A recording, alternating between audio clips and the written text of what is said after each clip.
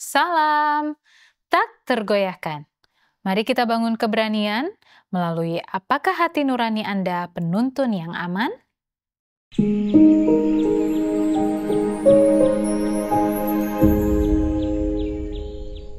Firman Tuhan memberi semangat dalam Kisah 24 ayat 16.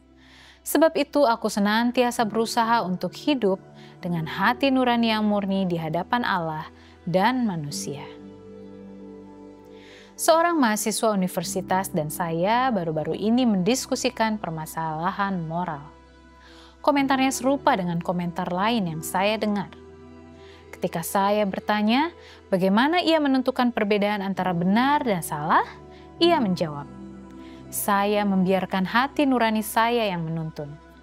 Jika saya tidak merasakan sesuatu itu salah, saya tahu saya aman.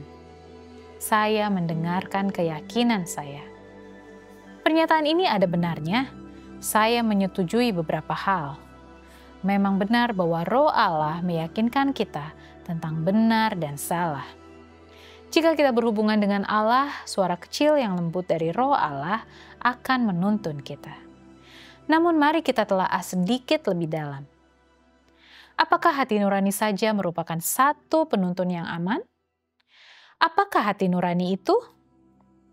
Hati nurani adalah suara di dalam diri yang mendorong kita melakukan tugas. Itu adalah suara batin yang menghukum dosa. Itu adalah pemahaman batin tentang benar dan salah.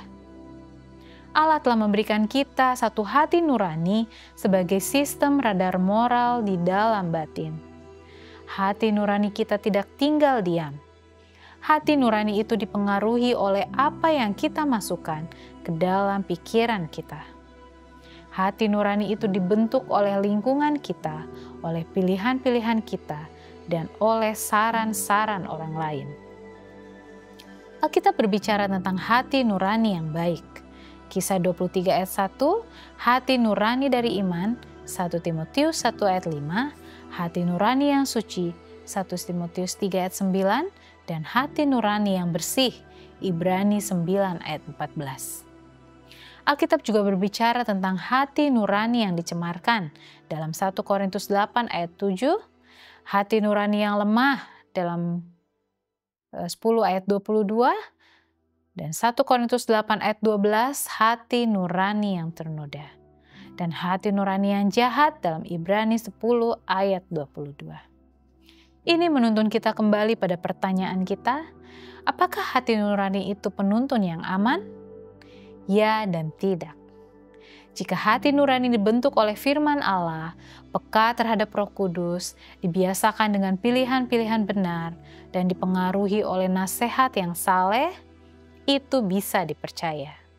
Tetapi jika hati nurani dicemarkan oleh ketidakpatuhan, dinodai oleh dosa, dipengaruhi oleh orang-orang Kristen yang kompromi, dan dibiasakan oleh pilihan-pilihan yang salah, maka itu tidak dapat diandalkan.